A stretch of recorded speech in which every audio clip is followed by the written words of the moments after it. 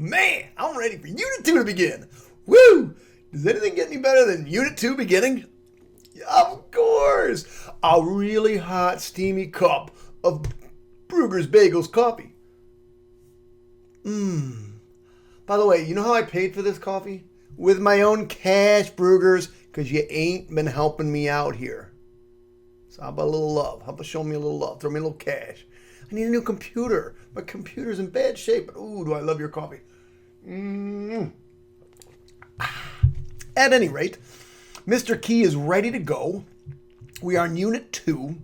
It's going to be like a radicals function day and graphing stuff day and toolkit function day.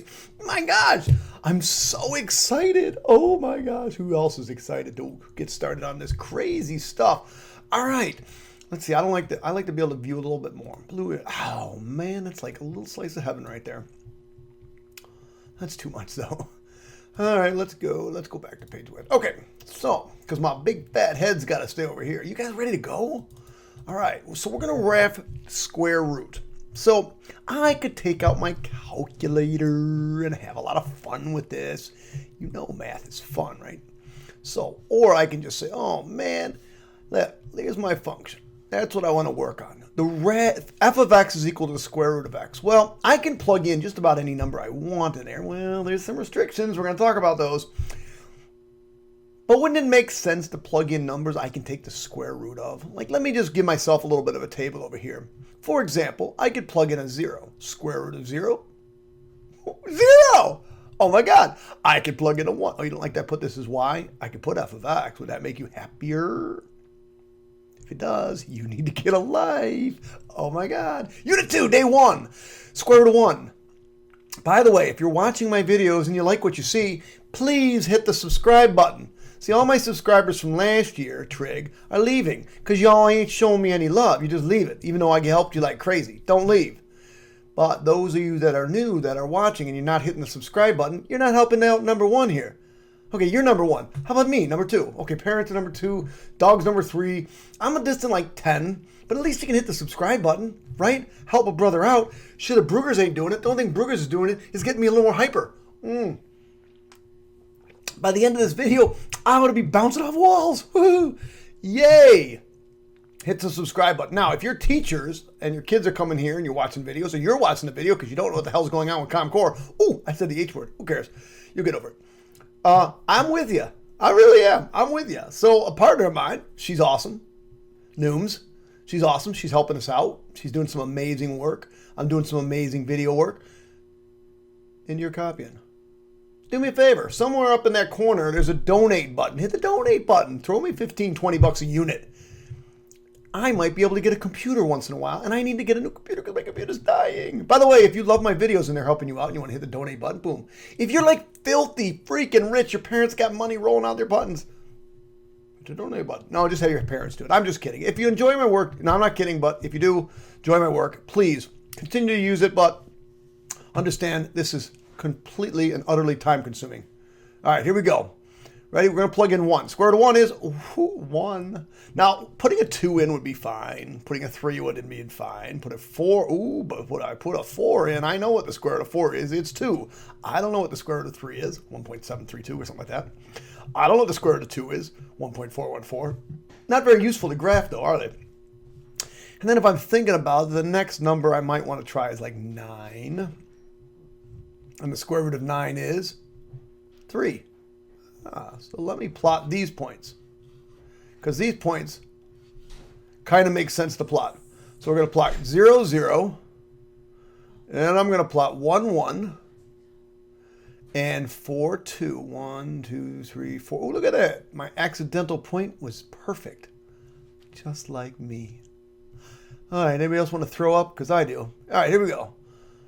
Now, I plugged in 0, and I plugged in those numbers, and I plugged in those numbers. And it looks like maybe that's what I'm going to end up with, doesn't it? Could I go to the left? Well, if I went to the left, then I'd be plugging in negative numbers. I'm not really sure what a negative number, square root of a negative number is. Oh, smart person said there's no such thing as a negative number. Square root of a negative number. Wait for it. Next week's going to be so much fun. We get to invent these things. And we mess with kids and we call them imaginary numbers. Oh my God, imaginary numbers. Can you believe it? If math wasn't hard enough, now we're going to graph imaginary numbers. Yeah. So anyway, where are we going? Square root of x. Enter. Yes, you can't have negative numbers under a radical just yet. And then graphing them's quite weird and funky, so we're not going to worry about that right now. There it is. There is the function y equals f of x, or y equals the square root of x. Boom. Now, we've already had conversations about what happens when we put a negative in front of a function. When we put a negative in front of a function, if you remember correctly, because we've already graphed f of x is equal to the absolute value of x, right? That's just a v. But then when we put the negative in front, it turns that v upside down. It's like a negative life. It's like your frown upside down. Turn that frown upside down. Oh, I just flipped you off. Sorry, didn't mean to. Except, of course, if you're Miss Duvall. Miss Duvall, no, I don't put the answers up before I actually put the work is due. See, if it's something that's graded and I want you to see how you do, putting the answers up wouldn't be very helpful with it. No worries, you're a great kid. Just kidding. So putting the negative in up front, just up front here, what that's going to do is it's going to reflect it over the line, over this axis. We're going to reflect it right over the line, the x-axis, over the line y equals 0. But that's it. So 0, 0 is still good. But if I plug in a 1, square root of 1 is 1, but we throw the negative in front, it's negative 1. Square root of 4, 4 is 2, and I throw the negative in front, I get negative 2. And 9, similarly, is going to be this. Now this is another toolkit function. This is the function f of x equals the square root of x. You should be able to tell me that that is the general shape of an absolute value function. You know, just like if I told you f of x equals x, you'd say, oh, that's just a line with a 45-degree angle hitting on the corners of boxes, so on and so forth. If I said f of x equals the absolute value of x, you should be able to say, hey, that's a v. And we haven't talked a lot about it yet, but if f of x is equal to x squared, you ought to know that is a parabola. These are called your toolkit functions, your parent functions, if you like. You got to get used to them. Get used to them. Because if I all of a sudden give you this graph and I say, hey, what is that? And you say, oh, yeah, I know that's an absolute value function. I got it. All right, so let's move on. So here we go. Now this should come as no surprise. We've already graphed f of x equals the absolute value of x. And we said, okay, that's a v, or that makes a v, if you want, there. And then if I put a f of x minus 3 in it, then that takes absolute value. Then that takes that thing and moves it to the right 3 units. 1, 2, and 3. So it should come as no surprise that if this is my normal square root function, if I subtract 3, then that is going to be a horizontal shift 3 units to the right. 3 units to the right. Okay, so the domain of this unit, the domain is from, in this case, from, oh, I didn't talk about domain and range from up here. Let me go back. Stupid, because I want to make sure we don't make a dumb mistake up here. The domain of this one is bracket 0 to positive infinity. It starts here and goes forever and ever in that direction. The range is also 0 to positive infinity. It starts here and goes forever in that direction. You know, it's going up. Now this one's a little bit tricky. Oh yeah. Domain is still 0 to infinity. It is starting here and going in this direction. However, the range is going down. And don't forget, whenever I do interval notation, the small number has to go on the right and the big number has to go on the left. So if this is 0 and it's everything that's down from there, the small number is negative infinity, and that has to come over here on the left. Negative infinity can never be on the right. And the highest number we got to go to is up here, and that's 0. And it can be equal to 0. So negative infinity to 0. So domain here, I started to get this domain wrong anyway. Bracket starts at 3 and goes forever and ever to positive infinity. Or starts at 0 and goes forever and ever to positive infinity. Remember, the y values start here and go forever and ever up. The x values start here and go forever and ever right, x being domain. All right, so then again, we should come as no surprise to you what that point is. I shifted 3 units to the right and 4 units up. So that point is 3, 4. So if we're talking about domain, we're going to start here at 3 and we're going to go forever and ever in that direction, 3 to positive infinity. Oops, there should be a bracket because I can equal 3. And then the lowest y value here is 4, and we're going forever and ever up. So bracket 4, positive infinity. There we go. That's it. All right, if I asked you to solve these, what is f of 4? Well, I'm just going to plug 4 in for square root of x, and I get 2. F g of 9, we're going to take g and plug it in here. So negative radical 9 is negative 3. And finally, if I plug 3 in here for x, I'm going to get equals the square root of 3 minus 3, which is equal to the square root of 0, which is just a big old goose egg. Oh my gosh, math is so much fun. All right, so now I've done a little bit more of a transformation. In this case, I put a 2 out in front. Well, the 2, if you remember, is a dilation. It's getting it larger and smaller, dilating that thing. That says dilation. I'm not sure if you can read it, but it does. So instead of 1, 1, it's 1, 2. Notice it's growing at a faster rate. Then instead of 4, 2, 3, 4, 2, right? It's 4, 4, doubled. And instead of 9, 3, it's 9, 6. So this would be the original parent function, y f of x equals the square root of x. Gotta jam that in there, sorry. And then this one here is the 2, with the 2 in there. Notice it's going at a steeper rate.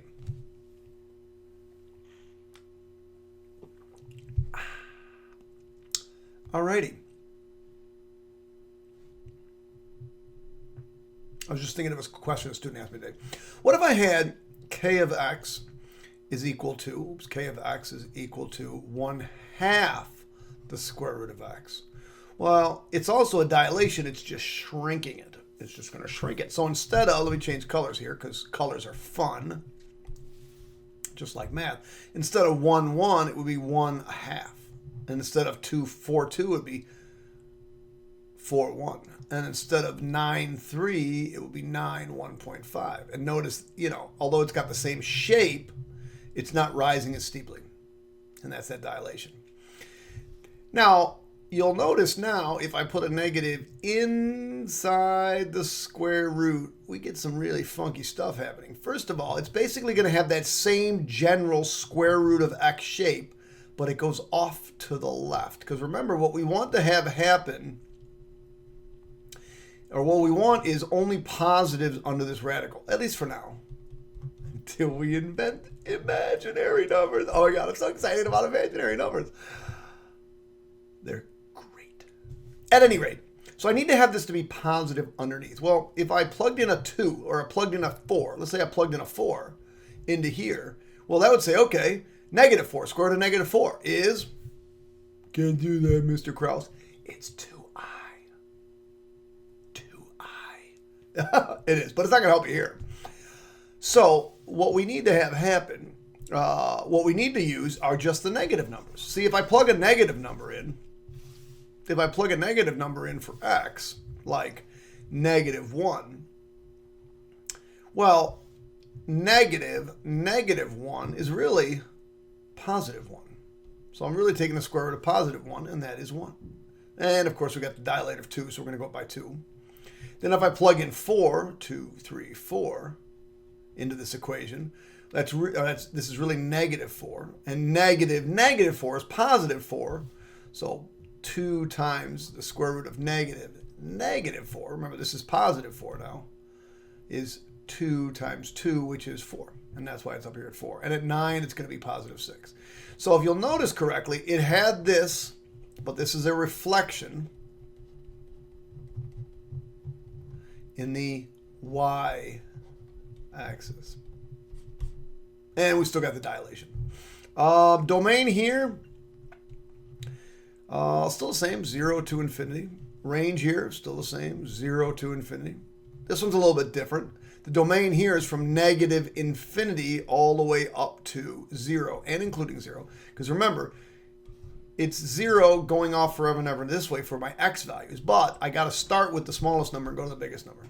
My range is starting at 0 and going forever and ever up. So that still will remain 0 to positive infinity. Is it a function? Well, let me erase all my work and see if you tell me. Does it? Oops, I thought I grabbed the eraser. Does it pass that simple vertical line test? Do I have any repeating domain values? Nope. And so therefore it's a function. And also it passes both this one and this one. So yes, it is a function. Yes, it is a one-to-one function. Ooh, that's like special yes with an extra s. And yes, this is a function. And yes, it is also a one-to-one function. And because it's a one-to-one function, both of those have inverses, which are reflections over the line. Say it, say it. Y equals x. You're amazing. Our next toolkit function, there it is, guys. Our next parent function. The parent function, cube root of x. Now, in the last one, we have f of x is equal to the square root of x. And I asked you, what kind of numbers should we be putting in here? And I think we arrived at the solution or the idea that we should only really put perfect squares in there. As long as we're going to graph, you can take any positive number and put it in there and take the square root of it. It's just as far as for graphing purposes go, using perfect squares is a lot nicer. So now we have a cube root. So I probably should be putting in there perfect cubes. You're awesome. Now you got to even know what a perfect cube is. What's a perfect cube? Where's my mouse pointer? Okay. So my perfect cubes are, well, 0 times 0 times 0 is 0. Ooh. Exciting. 1 times 1 times 1 is 1. 2 times 2 times 2 is 8. 8's a perfect cube. 3 times 3 times 3, 27. Perfect cube. 4 times 4 times 4 is 64. Perfect cube. 5 times 5 times 125. Wait a second. What are you doing, Krause? I can't graph those. They won't go on this graph. So look how few we can actually graph. Ooh, it's so exciting. So when I plug in 0, I can't find my mouse pointer. I wish. There it is. When I plug in 0, I get 0. When I plug in 1, I get 1. Now, I'm not going to plug in 2, 3, 4, 5, 6, 7. But I am going to plug in 8. The cube root of 8 is 2. Well, the next one will be 27, but that's kind of uneventful. So we're not going to do that one. And there's the cube root of x. That's the toolkit function for the cube root of x. Do you believe me? I wouldn't either. There's more to go. I got to grab my calculator, though. Let's take a look at this thing. Because I don't know. Can I have negatives under a radical or under a cube root? We said we couldn't have it under a radical. To get a cube root, you go to Control and then this button. And we're going to type in a 3. And we're doing the cube root of x. There she is, brothers and sisters. There's the cube root of x. Wait a second. We can go to the left side. I mean, we can plug in negative numbers. That's so exciting. Why can I not go above there? I can plug in negative numbers down here. Wait a second. Let's think about that. That means I can plug in negative 1. And the cube root of negative 1 is negative 1. Wait, hold on. Negative 1 times negative 1 is positive 1. Times negative 1 is negative 1. And negative 2 times negative 2 is 4. Times negative 2 is negative 8. So negative 8 is also a perfect cube. So yes, kids, we can take the cube root of negative numbers. So this is the toolkit function, or the parent function, if you will, of the cube root of x. So this is f of x is equal to the cube root of x. We're going to have to add that one on.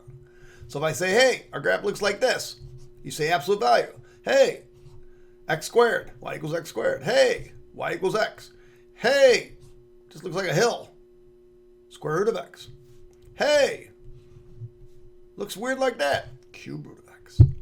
It's exciting, exciting, exciting, exciting. Okay, so again, we put a negative out front. Now, a negative out front is a reflection over the line the x-axis.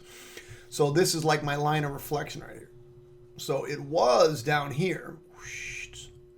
That's where it was. And it was up here. But because of that negative, it got reflected over the line, over the x-axis. Now, we also have a dilator of 3. So not only did it go over the x-axis, it also dilated 3. So my first point is actually 1, 3. And my second point, which would be 8, 2, somewhere around there, it's now 8, 6, because I got a multiplier of 3. Next, negative 8. I apologize. And it goes forever and ever in the other direction as well. It should be obvious and apparently obvious that the domain for both of these and the range for both of these is negative infinity to positive infinity. It goes forever and ever left, which means we can use negative numbers.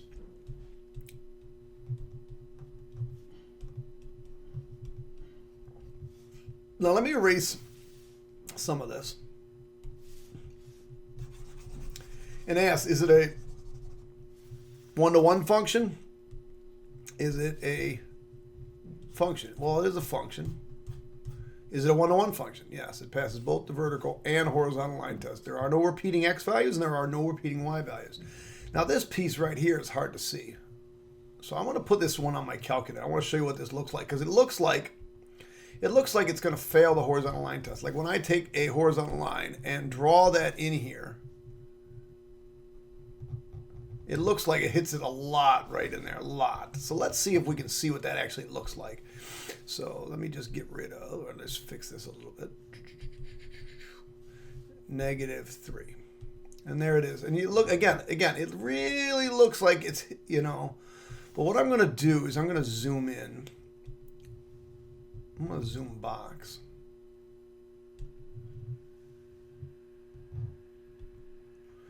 Oh, that's not good.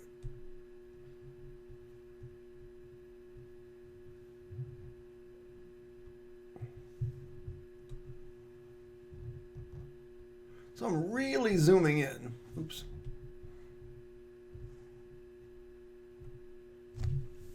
That was dumb. I'm really zooming in right here.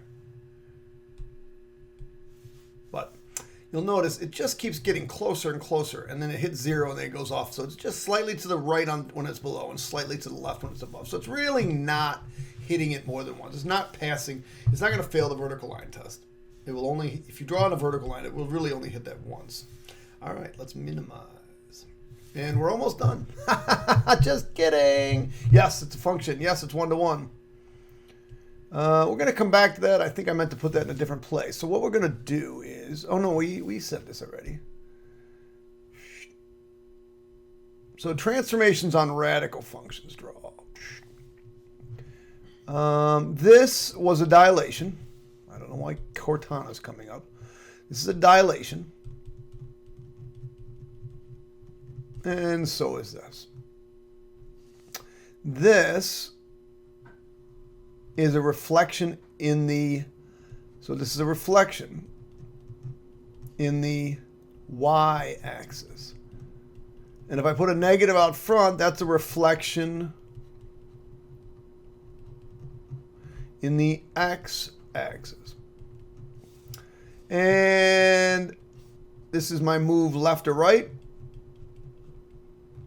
And this is my move or my translation up or down. So this is a translation up or down, or a slide, if you will. And it's the same thing here. There's no differences between whether or not it's a cube or a square root. So let's graph this puppy. Now, man, I know normally my starting point would be positive 3, positive 2. So I'm thinking, okay, positive 3, positive 2. And I'm thinking, because it's got a 2, that it would be doing this. And I go 1, 2, 3, 4. Oh, and up 4. So I'm thinking it would be something like this.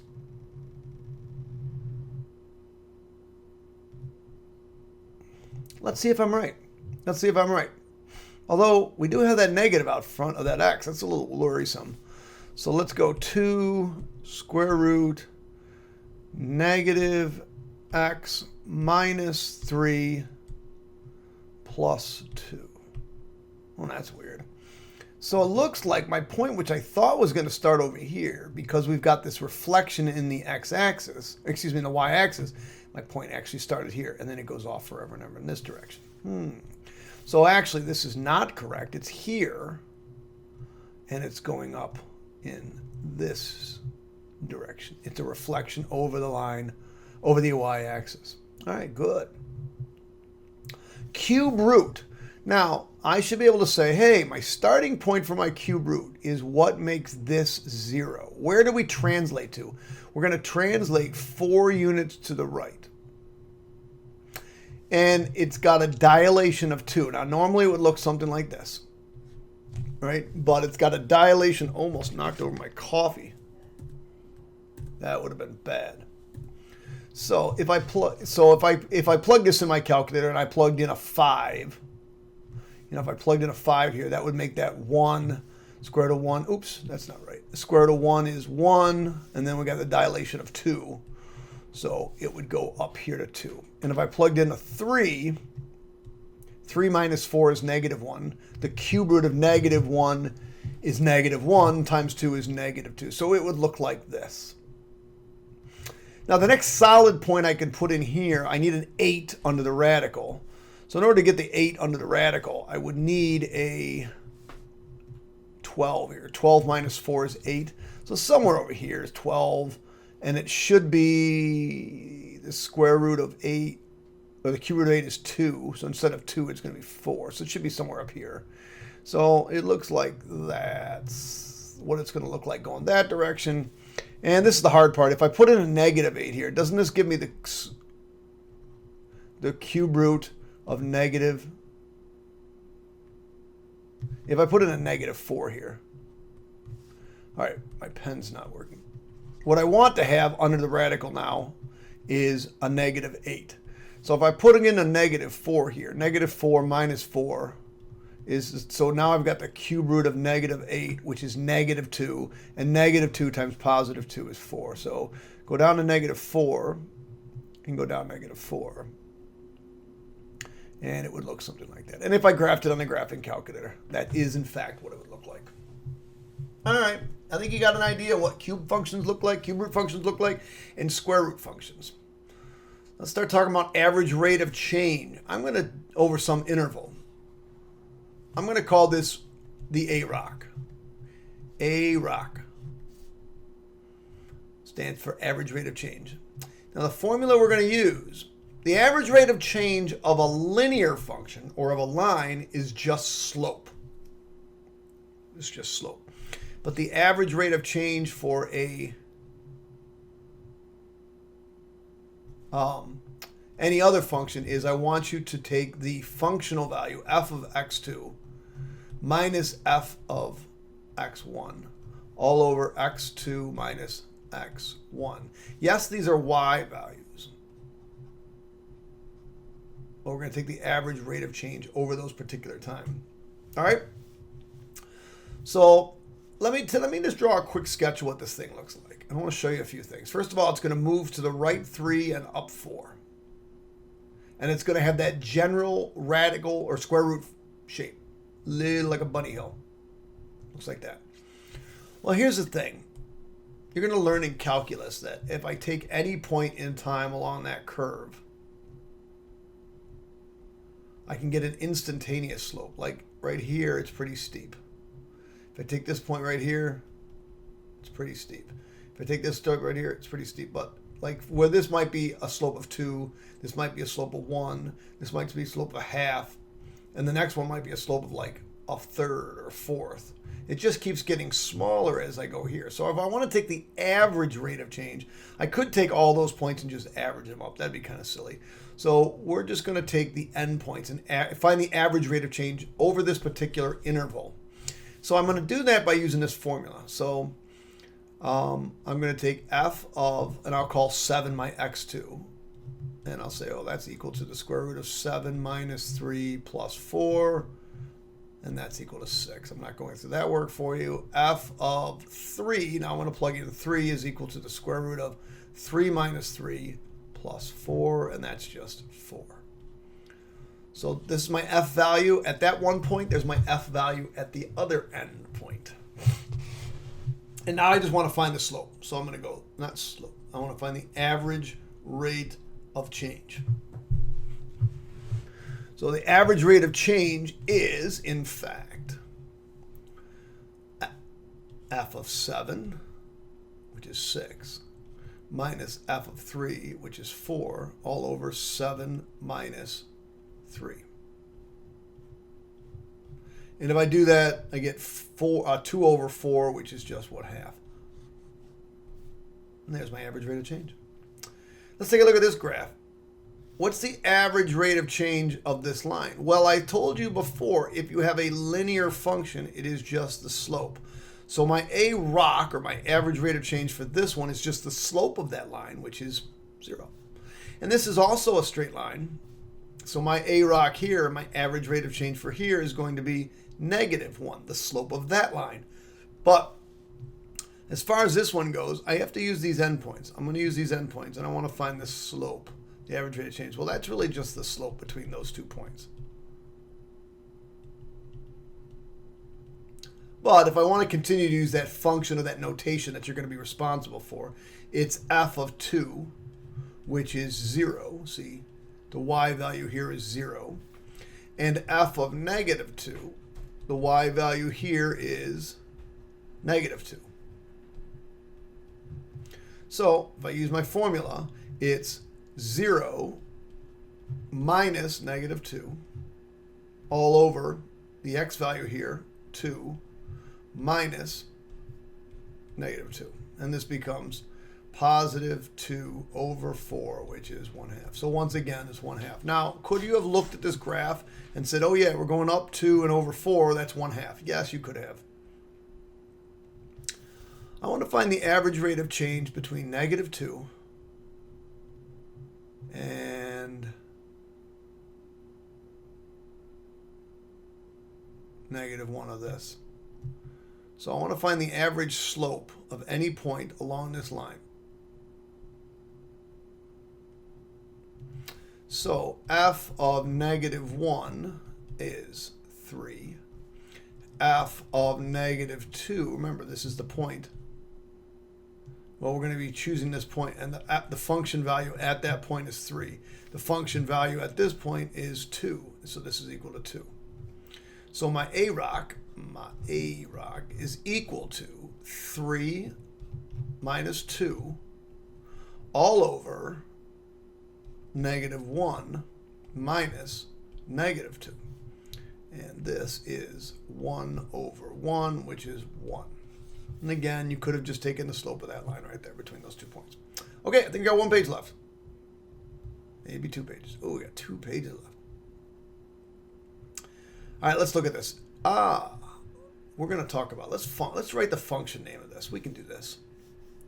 So this is f of x is equal to, now I know it's a square root function because it looks like 1. It went left 2, so we're going to do x plus 2, and it went down 8. Now, the only thing is, I know it's not a reflection. I just don't know if it's 1 or 2. So if I go to the right 1, I should be going up 1. And if I go to the right 2 or 4, 1, 2, 3, 4, I should be going up 2. Instead, I went up 4, and I went up 2. And if I go to the right to 9, 1, 2, 3, 4, 5, 6, 7, 8, 9, I should go up 3. 1, 2, 3. But it went up 6.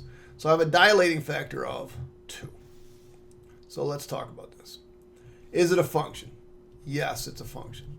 Is it a one-to-one function? Yes, it's a one-to-one function. What is its domain? Well, it starts at -2 and goes forever and ever to the right. Its range starts at -8 and goes forever and ever up. Now, when we're talking about increasing and decreasing, I want you to give me the x values over which it increases or decreases. Whoa, what happened? So if you look at this thing, it's always increasing as we go from left to right. So it's increasing from, remember at -2, it's not neither increasing nor decreasing. So from -2 all the way to infinity, it's always increasing, but it is never decreasing. What's the minimum value? Now here we're talking about y values. I just want the actual value. So what's the minimum value? The y value of -8. What's my maximum value? No, it's infinity because it doesn't stop. And what transformations happen? It moved left 2, down 8. So this is a translation. And it also had a dilation of 2. These got bigger or steeper.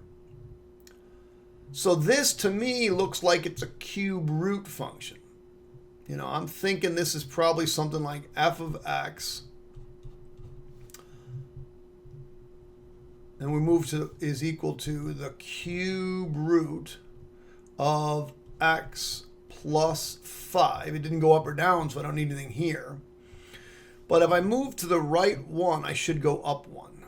And this one goes up 3. And if I move to the right 8,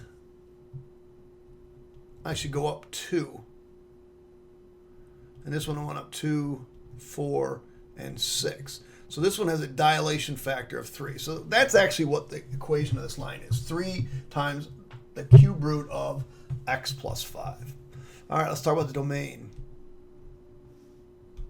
Domain for this one is it goes from -infinity to positive infinity. The range also -infinity to positive infinity. Computer's dying. Is it a function? Yes. Is it a one-to-one function? Yes. What are the x-intercepts? Well, the x-intercept is 0. I'll just go -5. Or you can do 0, -5, 0. Y-intercept looks like it's 0, 5. Is this graph increasing or decreasing? So as we read this thing from the left and the right, is it getting bigger and bigger and bigger, and it's getting up and up and up? So yes, it is increasing.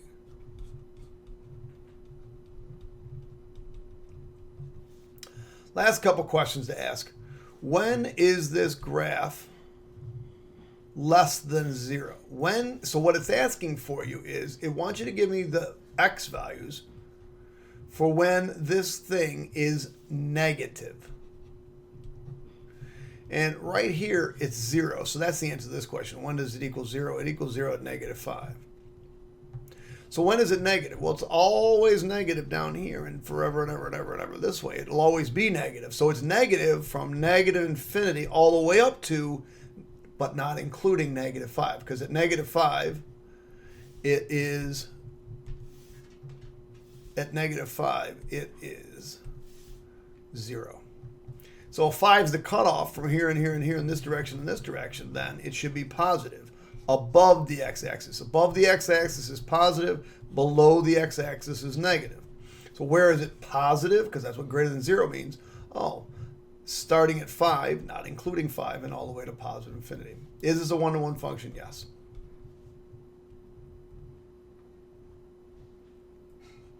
Oh, this is 3. Is this a function? Yes.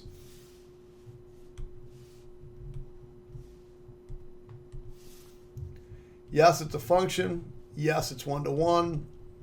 Domain from 0 to positive infinity. Be careful with the range here. It's from -infinity to 0. X-intercept, 4. Y-intercept, 2. You want to give them to me as points. 4, 0, 0, 2. Is this graph increasing? Where is this graph increasing? Empty set. It's never increasing. It's always coming down. Where is this graph decreasing? Starting at 2, 0. Remember, we're working with x values here. Starting from 0 and going to positive infinity, it's always decreasing. Where is it positive? Okay, so what you got to find out is where is the cutoff point? Where is the point for which we're cutting off? And here's the cutoff point. At 4, it's equal to 0. Anything below this side of it is above the x-axis or positive, and anything going in this direction is below the x-axis or negative. So when I ask you where is it negative or below the x-axis, oh, that's from 4 to positive infinity. And I ask you where it's positive. Oh, that's from 2, not 0, not including 0, all the way up to 4.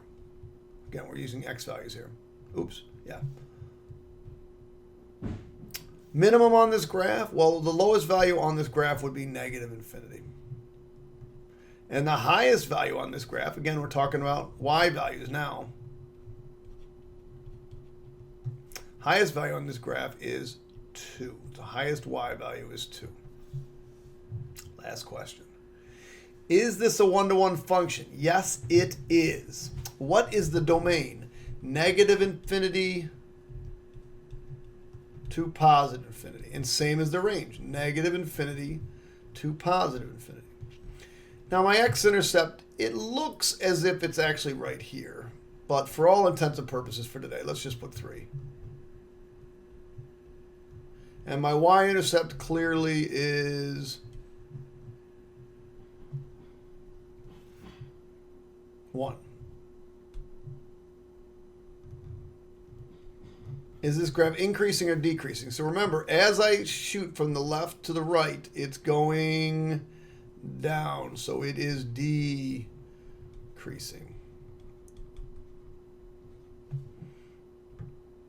I guess that's it. Now, if I had to write a function for this, the only thing I know about this function, and that's only because I don't know exactly what this is it's f of x. It's a cube root function. It's got that cube root shape.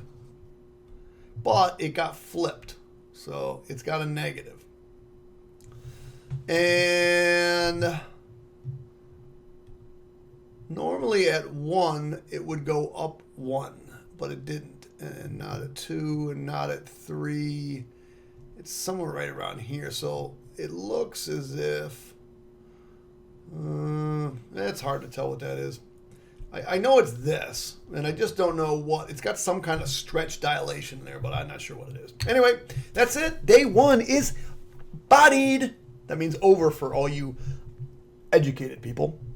Anyway, hit the subscribe button, hit the like button. Email me if you have any questions. MrKrausMath.com, MrKrause.com is the website. Grab having you on my ride. Goodbye, kids. Bye.